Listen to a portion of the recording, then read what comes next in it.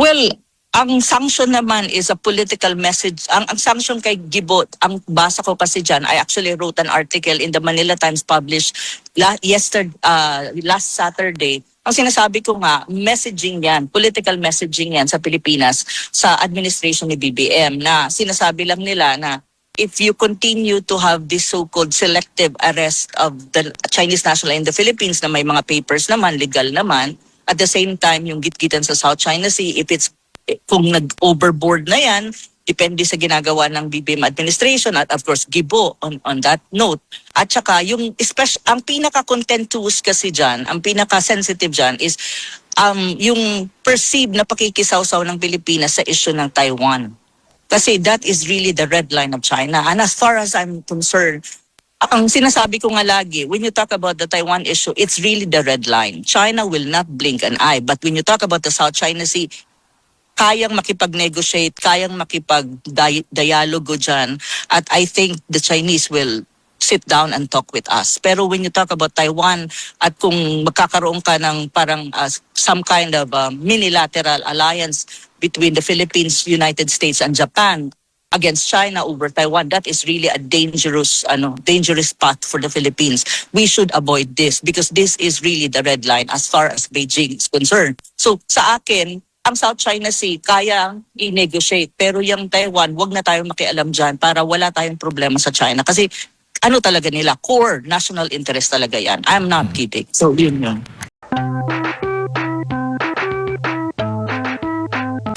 I think magandang balita ito at I think ito rin ay produkto ng tinatawag ng diplomacy natin with Russia bilang isang bansa. Ito ay nagpapatunay na ang diplomasya ay isang malakas na pamamaraan para hindi lang pagtibayin ang ating relasyon sa isang bansa tulad ng Russia, kundi para mapag-usapan yung mga bagay-bagay na kung saan we need to have some kind of tinatawag mong pakikiusap. Kasi ito'y mga, kumbaga, na-detain sa Russia ng mga Pilipino na kung saan, because of the bilateral meeting with President Putin and BBM, napalaya sila at naintindihan din, I think, ng Russia kung ano ang sitwasyon ng ating mga kababayang Pilipino. So this is really diplomacy in every possible way na masasabi ko. Kaya ang sinasabi ko nga, ang diplomasya ay very importante even when you talk about conflict of interest or mga hindi pagkakaunawaan ng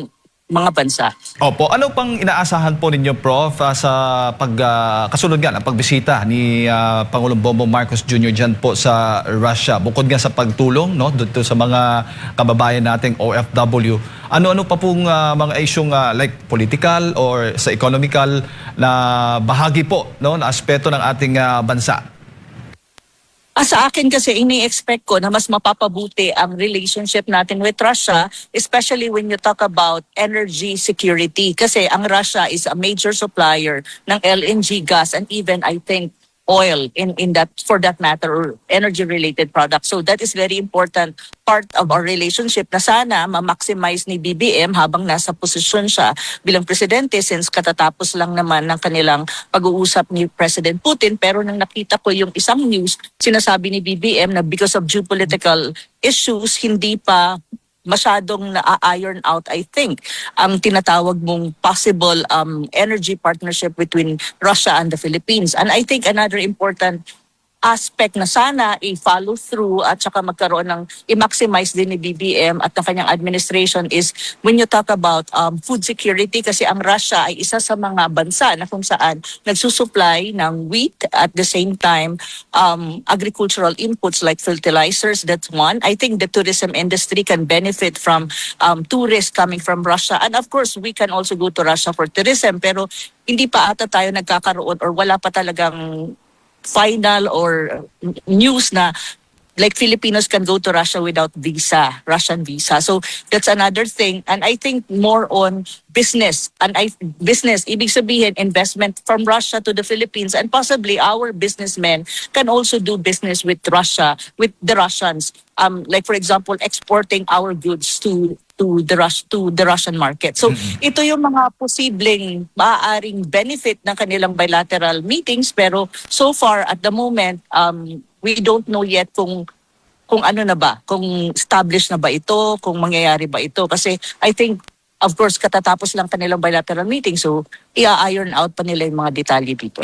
Sa tingin po ninyo, Prof, kilala po natin ang Russia na bilang isang kaalyado po, no, ng China. At ang China, ngayon, alam na natin yung relasyon natin sa pagitan ng ating bansa. Ano po yung nag-udyok kay Pangulong Bongbong Marcos Jr. na nakikita po ninyo? Bakit ngayon ay nagkaroon po tayo ng pagpupulong, nagkaroon po siya ng pagpupulong pag uusap nga dito kay Russian President Vladimir Putin?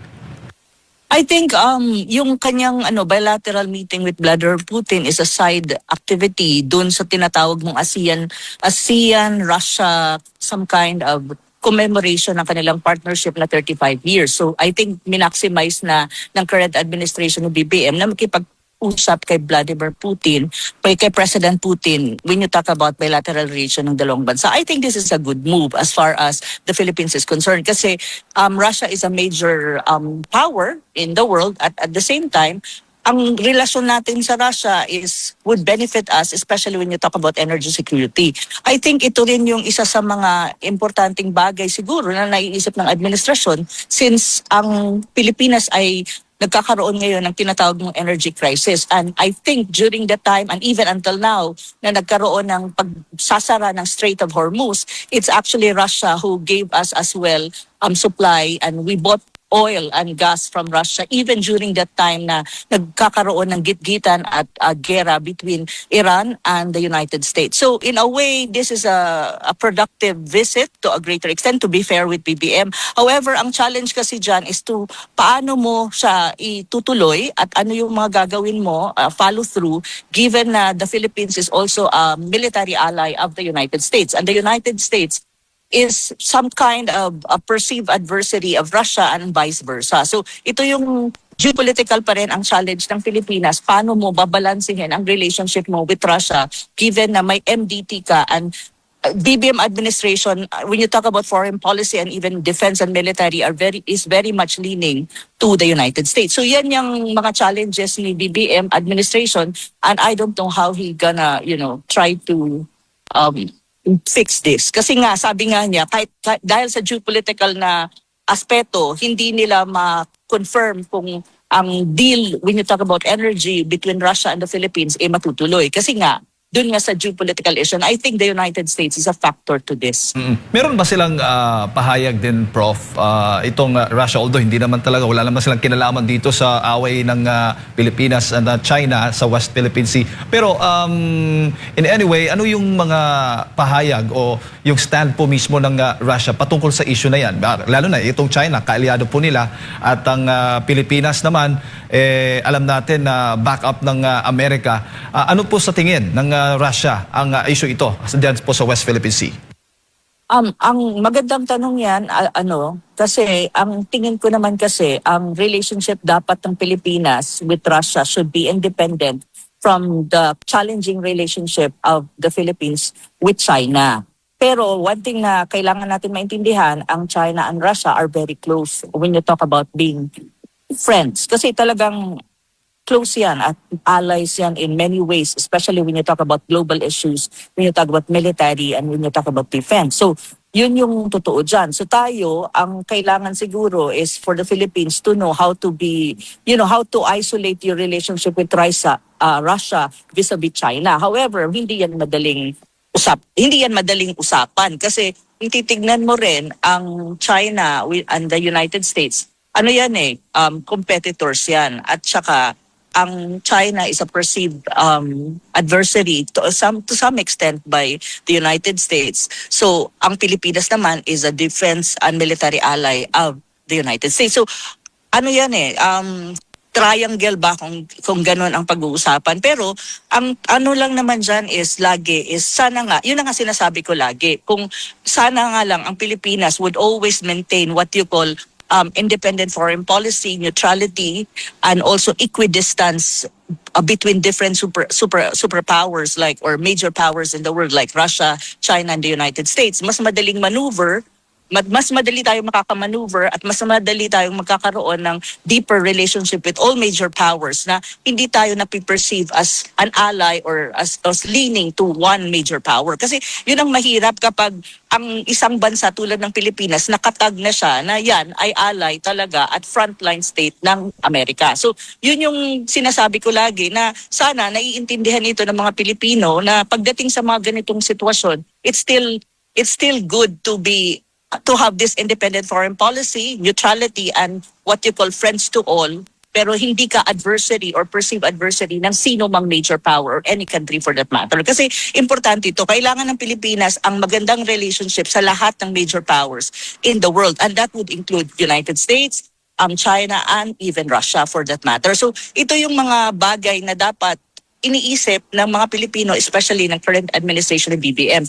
How ito makaka-affect sa relationship ng Philippines at Russia given na medyo gitgitan tayo sa South China Sea with China, I don't think makaka-apekto naman as far as Russia is concerned. I think Russia knows how to balance its relationship with other countries. However, when you talk about standing Russia in the South China Sea, I don't think it's a party to the conflict. I don't think ang policy ng Russia is makisawsaw sa mga conflict na hindi sila kasali. I think President Putin is a very sophisticated and very mature world leader at alam niya kung ano yung mga boundaries nila bilang isang bansa. So I don't really have any problem, or I don't really see any problem with the relationship of the Philippines and Russia as far as President Putin is concerned and as far as the South China Sea is concerned. However, when you talk about other matters globally, for example, defense and military at yung escalation ng escalation ng possible military conflict in the region, doon tayo magkakaroon ng gitgitan because definitely Russia and China are on the one side as against the West Alliance. Opo. Kasunod nga ng pagpupulong na yan ng Russia at Pilipinas. Possible ho ba, nakikita ho ba ninyo, Prof, na possible pang mangyari na magkaroon po ng pagkakataon na magpulong o mag-usap din po yung Pilipinas at China? Well, I think naman dapat talaga magkaroon ng masinsinang pag-uusap, sincere at open-minded discussion between China and the Philippines. At kailangan din talagang pagtuunan yung challenging relationship ng China and the Philippines. Kasi ang China is our neighbor. Ang Russia kasi is a bit far from the Philippines. Nasa European continent yon. Pero ang China is an immediate neighbor of the Philippines. So kailangan talaga magkaroon ng way out paano magkakaroon ng magandang relasyon ang dalawang bansa. It's not that you need to be the best friend of China. It's not like that.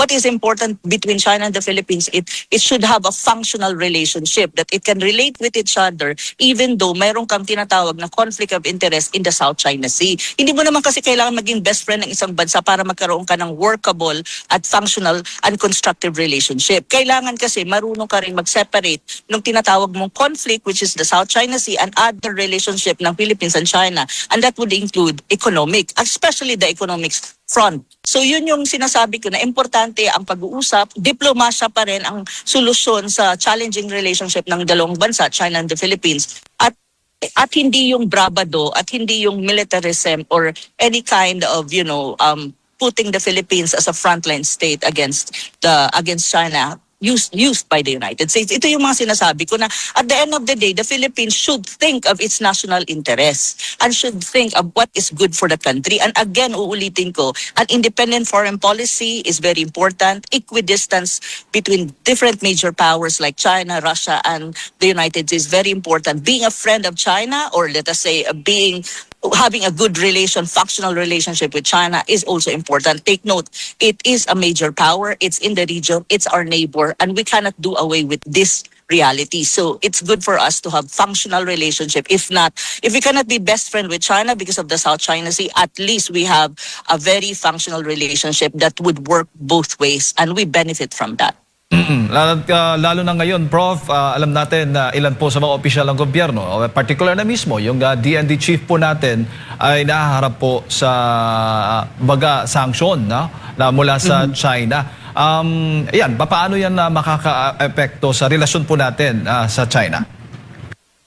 Well, ang sanction naman is a political message. Ang sanction kay Gibot, ang basa ko kasi dyan, I actually wrote an article in the Manila Times published last Saturday Ang sinasabi ko nga, messaging yan, political messaging yan sa Pilipinas sa administration ni BBM na sinasabi lang nila na if you continue to have this so-called selective arrest of the Chinese national in the Philippines na may mga papers naman, legal naman, at the same time yung gitgitan sa South China Sea, if it's kung nag-overboard na yan, depende sa ginagawa ng BBM administration at of course Gibo on that note. At saka yung ang pinaka-contentious kasi dyan, ang pinaka-sensitive dyan is yung perceived na pakikisawsaw ng Pilipinas sa issue ng Taiwan. Kasi that is really the red line of China. And as far as I'm concerned, ang sinasabi ko nga lagi, when you talk about the Taiwan issue, it's really the red line. China will not blink an eye. But when you talk about the South China Sea, kayang makipag-negotiate, kayang makipag-dialogo dyan. At I think the Chinese will sit down and talk with us. Pero when you talk about Taiwan at kung magkakaroon ka ng parang some kind of minilateral alliance between the Philippines, United States, and Japan against China over Taiwan, that is really a dangerous path for the Philippines.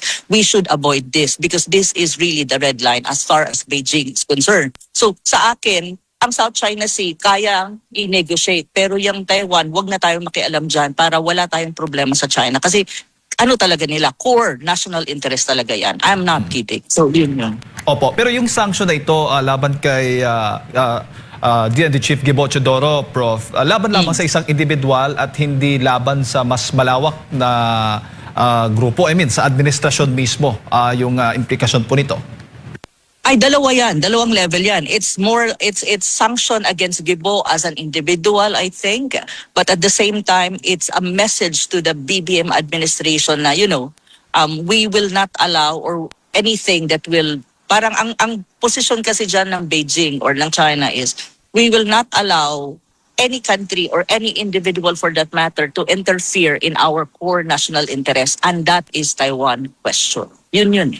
Opo. Kasi ang tingin ko kasi, hindi lang yan about the South China Sea issue or hindi lang yan about yung selective arrest ng mga Chinese nationals sa Pilipinas. I think it's really more about the Taiwan Strait question precisely because the Philippines and Japan had these talks of delimitation in that around the waters of Taiwan, which is really nagkaroon yan ng malakas and strong statement coming from the State Council, some kind of spokesperson for Taiwan affairs. So narinig ko yan, pinanood ko yung press conference. So very strong ang kanilang statement and they are opposed to this so-called parang pag-uusap ng Japan at the Philippines. Well, of course, the United States is always part of it.